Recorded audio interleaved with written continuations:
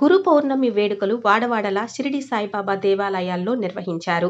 పట్టణంలో న్యూపూర్ణ junction, ring road junction, ఉడా colony, బాబామెట్ట తదితర ప్రాంతాల్లో గురు పౌర్ణమి వేడుకలను నిర్వహించారు. ఉదయం నుండే షిరిడి సాయిబాబా దేవాలయాల వద్ద భక్తులు చేరుకున్నారు. ఇందులో భాగంగా ధర్మపురి రోడ్డు వద్ద ఉన్న దత్తసాయి సమర్థ పీఠంలో గురు పౌర్ణమి వేడుకలు నిర్వహించారు. భక్తులు ఉదయం నుండే షిరిడి సాయిబాబా విగ్రహానికి పాలాభిషేకాలు నిర్వహించారు.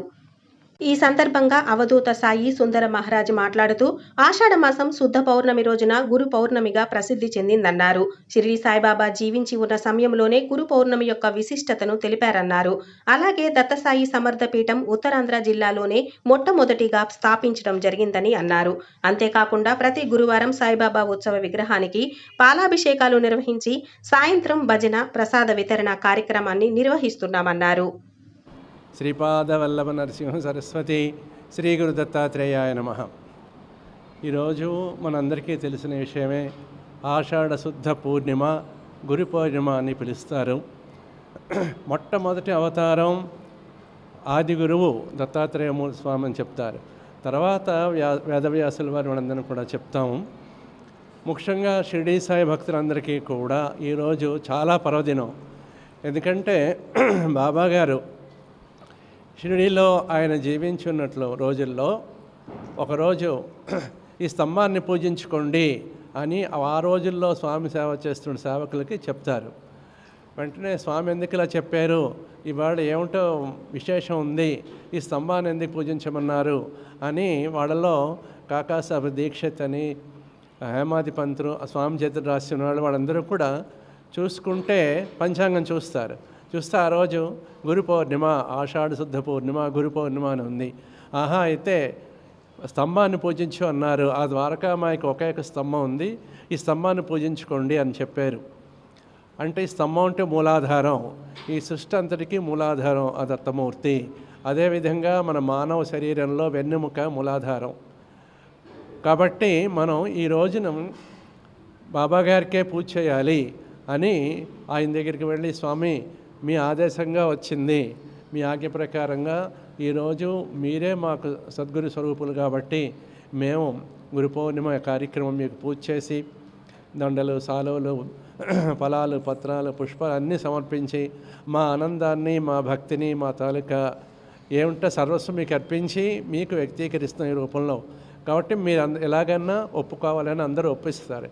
నాటి నుంచి కూడా షిరిడి సాయి భక్తులందరికీ కూడా గురు పౌర్ణిమ రోజు చాలా విశేషంగా కార్యక్రమం జరుపుకుంటారు. వీళ్ళు ప్రతి ఆలయాల్లోనే కూడా 3 రోజుల కార్యక్రమం కానీ 2 రోజులు కానీ కనీసం గురు పౌర్ణమి నాడన్నా స్వామివారికి, బాబావారికి పాలాభిషేకాలు, పంచామృత అభిషేకాలు, అన్నదాన కార్యక్రమాలు వాళ్ళ శక్తి బట్టి ప్రతి షిరిడి సాయి ఆలయాల్లో జరుగుతున్నారు.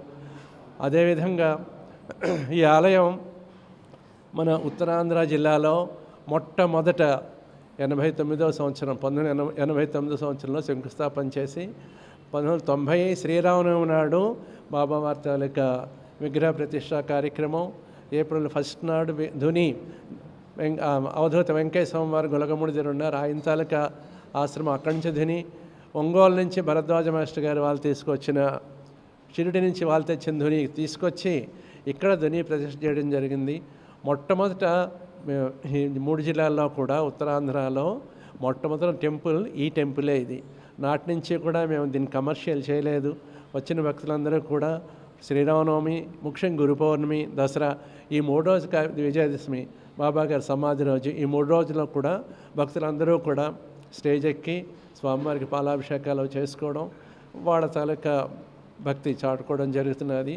ముఖ్యంగా ఈ గురు పౌర్ణిమ ప్రతి ఒక్కడు కూడా గురు భక్తి ఉన్నవాళ్ళు, అంటే గురువే లేకపోతే గమ్యం ఉండదు, గురువు లేని విద్య గుడ్డిది అని చెప్తాం. కాబట్టి ప్రతి ఒక్కళ్ళకి కూడా గురువు తాలూకా ఆవశ్యకత ఉంది.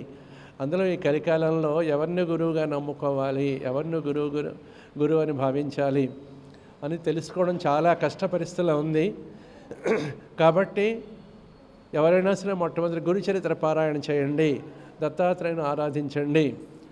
అలాగే చెప్పగా 10 సార్లు మనం ఆ పారాయణ చేయగా గురు చరిత్ర ద్వారా మన తాలూకా గురు ఎవరో నిర్దేశించబడుతుంది.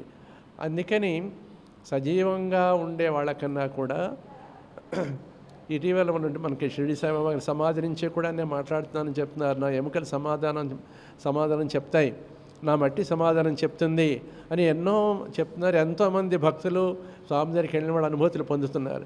అదేవిధంగా అవధూత వెంకటేశ్వర సమాధి దగ్గరికి వెళ్ళి మనం ఏది ప్రే చేసుకుంటే అది వాళ్ళ సమాధి నుంచి వాళ్ళ తాలూకా కార్యక్రమాలు నిర్వహిస్తున్నారు. వాళ్ళ తాలూకా ఆశీస్సులు మనకు సంపూర్ణంగా అందజేస్తున్నారు. కాబట్టి ఈ గురు పౌర్ణమి నాడు అలాంటి మహాత్ములకి అలాంటి సద్గురు స్వరూపాలకి మనం అందరూ కూడా విశేషంగా పూజలు జరుపుకోవడం, వాళ్ళ తాలూకా ఆశీస్సులు అనుగ్రహం ఎప్పుడు ఉండాలి మరీ ప్రార్థిస్తున్నాను. జై సాయిరామ్.